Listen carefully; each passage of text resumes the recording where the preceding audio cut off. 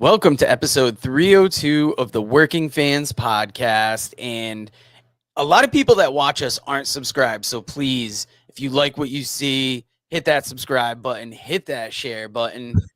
And you're going to want to hit that share button because next weekend in Jewett City, Outcast Wrestling Revolution is coming to Veterans Memorial Park. The event starts at 4 o'clock. There's going to be water slides, obstacle courses, bounce houses, slip and slides. At 5 o'clock, there's a foam party and music, but the main event, 6 p.m., Outcast Wrestling Revolution is putting on a wrestling show in Jewett City. We're excited about it. We've been talking about it every week. And we haven't been talking about this, but we will be at Ledyard Middle School tomorrow for a wrestling event for Outcast Wrestling Revolution. Very excited about this show. You got Richard Holiday is going to be there. Kylon King, a lot of other great wrestlers. Please, if you're not doing anything, $20 at the door. This is going to be a great event. Doors open at 6 p.m. Bell time is at 6:30. So please come support Connecticut wrestling. And we got to start with the biggest news of the week, right? Last week, we had talked about R-Truth being released, how we didn't understand it. Why would they do such a thing? And then at Money in the Bank makes the tremendous return.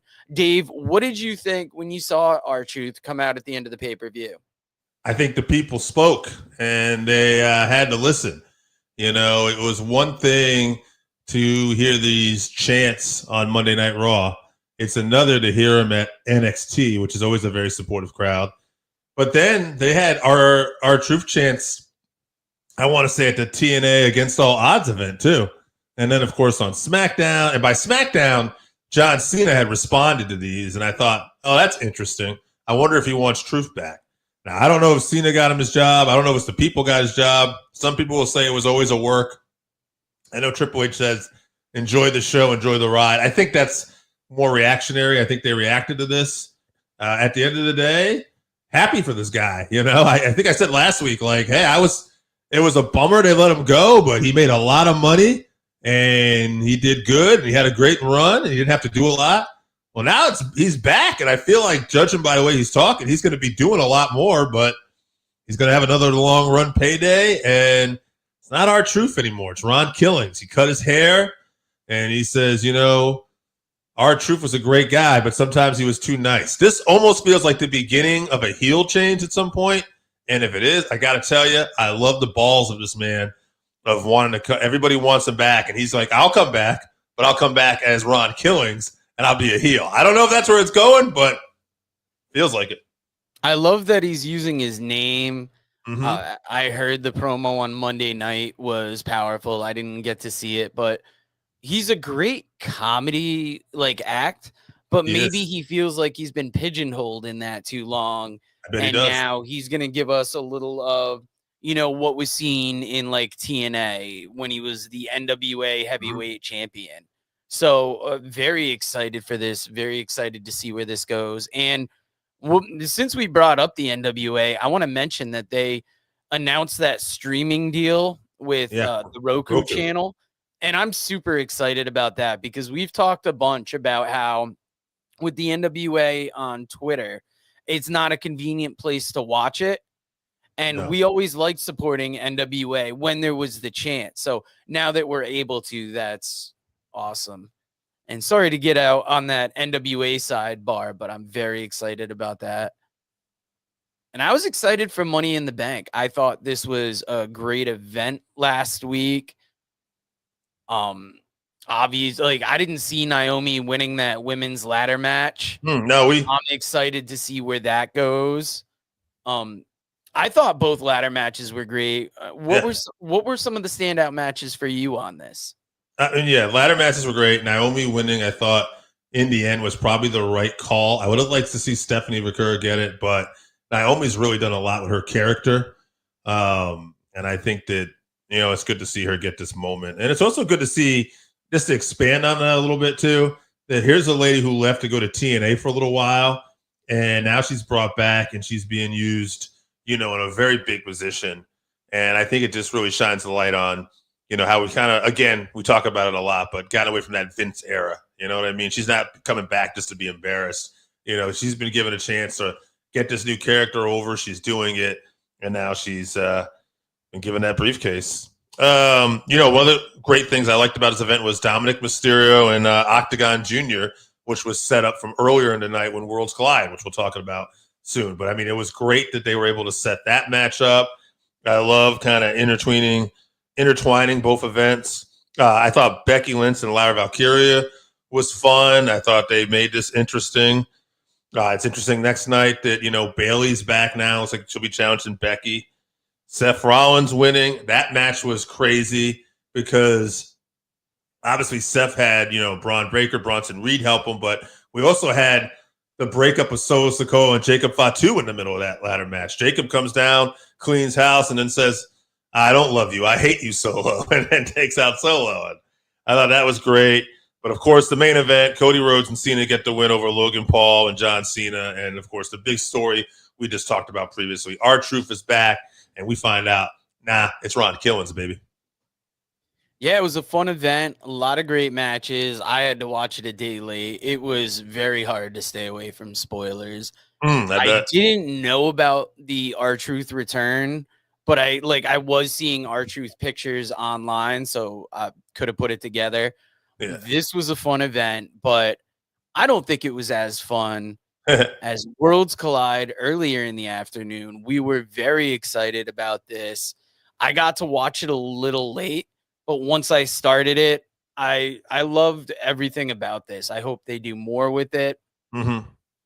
Of all the wrestlers on it, I'm a little surprised that Mr. Iguana is like the breakout star of this. You were talking going into it that he kind of stood to be your new favorite. Run me over, yeah.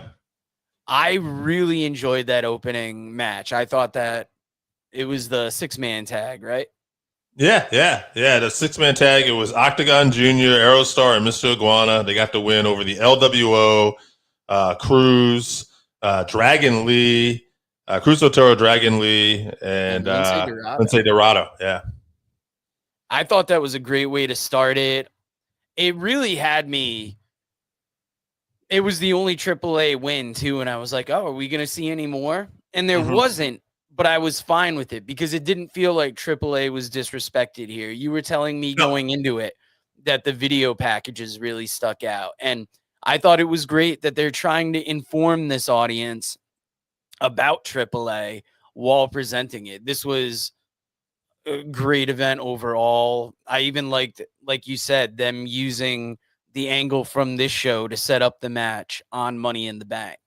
Yeah, and they actually did win the main event, too. They did not win as most, but the main event, Vikingo retained. Oh, that's right, obviously. Yeah, AAA Mega Championship. And that was a hell of a match. Again, I always root for Chad Gable. I always want more for this guy, and I think he showed why again here. He just had a hell of a match with Vikingo. Vikingo always kills it. I think it might have been post-wrestling where they talked about where maybe it was Observer, I don't know, but how Vikingo came out with his match with Kenny Omega, and basically they just threw everything up against the wall. Like, this is Vikingo. Whereas this felt like there was more storytelling. They slowed things down, but then Vikingo in a few key moments hit some crazy spots, and you're like, whoa. But I liked it. It was something different. Broadcast on YouTube, too, so you can still go up there and see it. I wonder if maybe this is going to be the future of how they show these events. Maybe WWE will start doing more of these. I don't know. Yeah, I don't know. I think Triple Mania is coming up soon too, right? Is that this weekend? Or? Yeah, I believe the first of the 3 is this weekend, so I might have to watch that on Max. Yeah, with HBO Max. Get your VPN, baby. But good card. Yeah, Ethan Page retained as well. They had a hell of a fatal 4-way. Yeah, there was some good matches on here. Legado del Fantasma looked good. So overall, great event and a great event out of the chute for AAA and WWE partnership. How great was that commentary team? I thought it was great to hear Conan, and he was able to give you the background of AAA, but Corey Graves stepping up and just really nailing it for his part.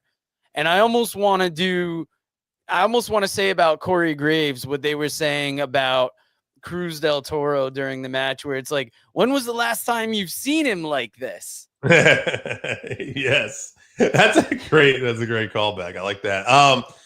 Yeah, no.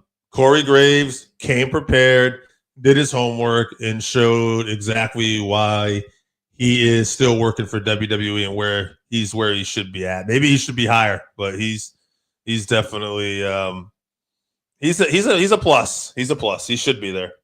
Also notable that, Corey Graves' brother, Sam Adonis, wrestles down in Mexico. So having that connection, I'm sure, helped with the research. Mm-hmm. But overall, great event. Hope they do more. Can't wait to see more of AAA. And I can't wait to see more of these comparisons. Interesting one this week. Rick Rude, Sid Vicious, or Sid Justice, however you want to refer to him. Mm-hmm. Both really good body guys that wrestled WWF, NWA, WCW. Yeah. Brief runs in ECW. Yeah. Rude was under a mask, but I think he had his time with Triple Threat too. Both pretty good body guys. Obviously, Sid taller. Yeah.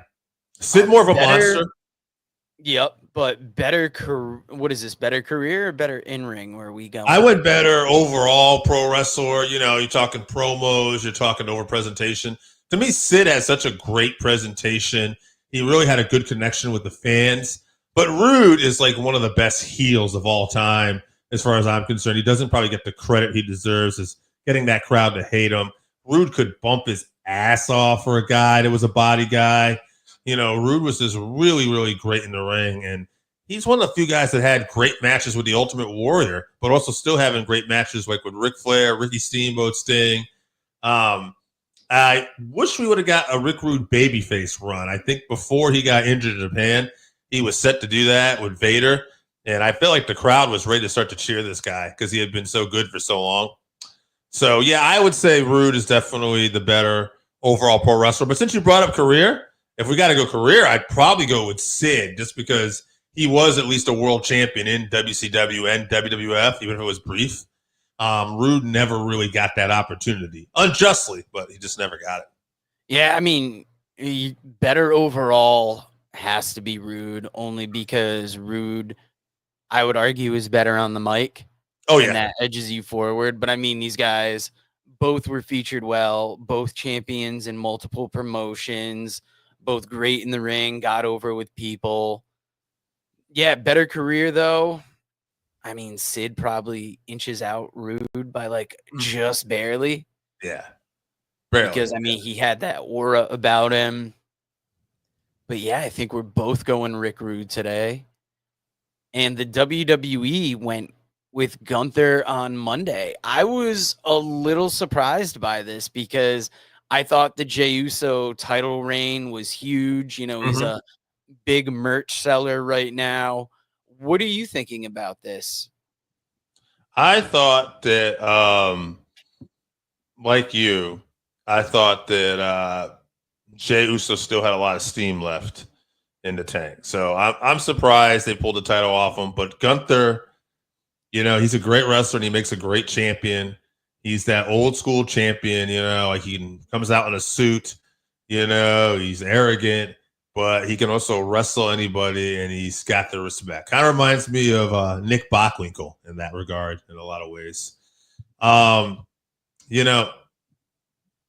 don't know. I mean, to me, it's not the end of the world because Jey Uso is so over. He doesn't necessarily need the world title. He's like an old school Junkyard Dog or Jake the Snake Roberts. Like he's a special attraction who could main event shows without the world title. It could just be Jey Uso. But I certainly hope we see him with a world title run again at some point. It is interesting that Gunther now a champion, heel champion. John Cena, heel world champion, and Seth Rollins, the Money in the Bank runner, also a heel. So it does make me think that something will change at some point. But I do want to say before we get out of this here too, Gunther is so good that you almost forget he was Walter. He overcame that name change, and he's one of the, I say, best of all time at this point. I know I slipped and referred to him as Walter the other day, and one of my friends at work was like, "Who?" And I'm like, oh, Gunther. And it's like, it's wild how at first the name change was so hard for us to get used to. Yep. And now he's really solidified himself in WWE, um, really a centerpiece of this. And for a while, we were wondering, would it work here? He's a great champion. I've just got to wonder who's going to be set up to take it off of him right now. Yeah, good question. With Seth Rollins lurking with the Money in the Bank contract, I don't feel Seth's going to cash on him. So, rumors are Goldberg is coming back for a retirement match. I don't think Goldberg's going to take the title off him. Is Ron Killings possibly going to go after a world title? Ooh, I don't know what's like next with Gunther, but yeah, I'd love to see that. I don't know who's going to take that championship off him right now, though. Yeah, I was surprised to hear this on Monday, but we got to talk about something that happened on Tuesday because Dave and I have specifically not talked about this because Dave and I have known each other a while. Dave, why don't you take a guess if I enjoyed this or not? No, he didn't enjoy this name change at all. I mean, you saying no? Did you enjoy this? I mean, wait. We talking about the name change or the overall presentation? We're gonna say overall presentation. Overall presentation. You probably enjoyed the video segment. I mean, the vignette of her and everything, how it came down. I mean, because man, I like it. Yeah, I mean, it kind of, and it's kind of funny. It's just hitting me now because I'm looking at this picture. It kind of gave me that 1970s I Dream Genie Samantha the Witch vibe. Good looking girl, kind of in and out of the bathrobe, kind of alluding to things, but not showing anything. And then she's talking like to the camera, it's like, oh, this is kind of got that vibe to it. Look, you got her coming out of the bathtub. You're already starting at a 10. But then they do like the little WandaVision or like you said, I Dream a Genie, Bewitched type things where I'm like, I really love the way this is presented. So yeah, I was all about this. And then I heard the name and I'm like, that name is not terrible. As far as names go. Because like we've heard some bad ones coming over. Ricky Saints we got used to. The name's decent. We figured there was going to be some kind of change.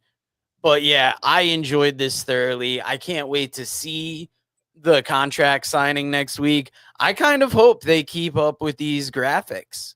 Yeah, I wasn't a big fan of the name change because I already liked Mariah May so much, but it's not the end of the world. I did like the presentation. And I also going to add one more thing. The NXT women's title match, is they're making a title match for Evolution. And so JC Jane's going to be defending against, I think it's a 4-way next week, but they're going to have Jordan Grace and some other people involved. She's not involved in this, and I think it's a good thing because I think Blake Monroe is going to be on such a big stage at some point. She's going to be the person to challenge whoever wins that title there. Yeah, and before we get to comments, we have one last bit this week. And I'm excited for this comparison because you put it up. British Bulldogs versus Midnight Express. Two great tag teams of the 80s. Obviously, Midnight Express is the top of almost anybody's list. But the British Bulldogs, they were quite the team because you had, obviously, Davey Boy Smith, huge star. Dynamite Kid was that undersized wrestler who had that like oversized ability and obviously crippled himself making a name here. But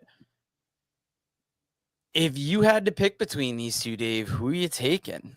I mean, I think the Midnight overall, longevity, if we're just talking about straight up who are the better tag wrestlers, it's really hard to go against the Midnight. But I will say this would have been a hell of a match to watch because I feel like the Bulldogs could keep up with the Midnight Express in terms of teamwork, and they had that power, and I feel like the Midnights would have done a hell of a job bumping their ass off for Davey and Dynamite.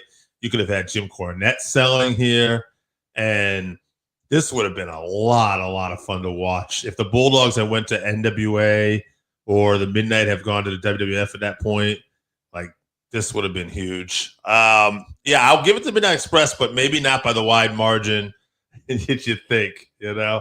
At the end of the day, this is two of the greatest tag teams of all time, and you can't ignore that. They are absolutely two of the best, and I got to go with the Midnights.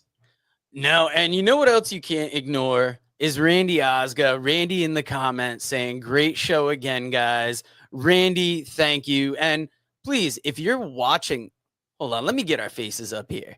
Hey. If you're watching us and you're not subscribed, please, if you enjoyed what you just saw, hit that like button, hit that share button, hit that subscribe button, and check out some of these great authors. Author Ray Lopez presents Lockup, professional wrestling in our world. Lockup dives headfirst into the colorful world of professional wrestling. Explore the iconic characters, careers, matches, history, and families, and delve into the bizarre and fascinating entwining of professional wrestling and film, television, football, politics, gender, and race. Pre-orders are available now on Amazon.com or at MascotBooks.com. This is the perfect gift for the wrestling fan in your life. Pick up a copy today on Amazon.com or at MascotBooks.com.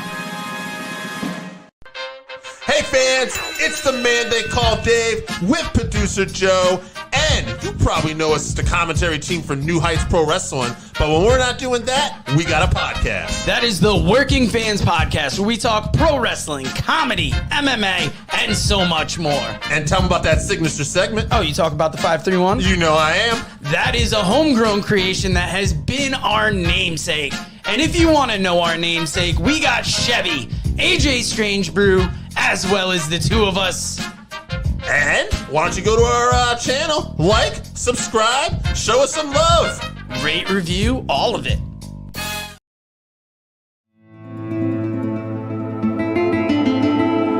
Hey, all you goddamn wrestling fans out there, listen, old black Bart has got a book. It's called Wrestle. Like that. It's got some dadgum good stories in there about some dadgum good wrestlers. Read stories of Dusty Rhodes, Devon Eric, Scott Casey, Sergeant Slaughter, Roddy Piper, Mr. Fuji, Ron Bass, Bruiser Brody, Mike Davis, The Grappler, and many others. And I guarantee you one thing, that it'll be the best dadgum read you've had in a long, long time. Get your book today at Russellville.com or on Amazon. Russellville, it's where wrestling lives.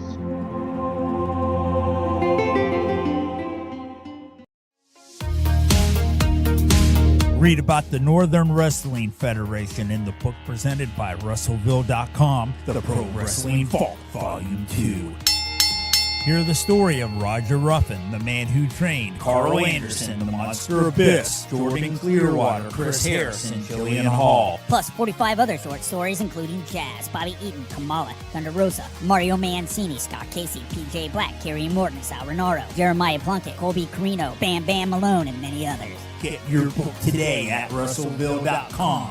Russellville, it's where wrestling lives.